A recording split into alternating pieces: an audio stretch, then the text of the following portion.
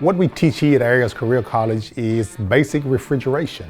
Refrigeration, air conditioning, most people might get that confused, but refrigeration is basically what you see in the commercial type settings where air conditioning is your comfort cooling in your house. We teach you the basic troubleshooting things, how to install one, brazing, soldering, the basic stuff to help you in your future. It's a job that will never dry up because I don't care where you go in the country, it's going to always be some refrigeration or air conditioning that's needed. It's not one of those jobs that you would think maybe 10 years down the road, it's going to dry up, won't be a need for it. As long as you're in the world, you're going to have a need for refrigeration and air conditioning. So it's one of those things that if you put forth the effort, it's a job that'll be there.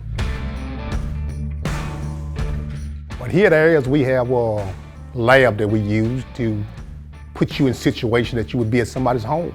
You have to know the book part of it, but you have to be able to put your hands on it, fix units, troubleshoot them, do whatever is necessary to get the customer's unit running right. That's very satisfying to most of us that work here at Ayers Career College, just when the students go and come back and thank you for helping them out.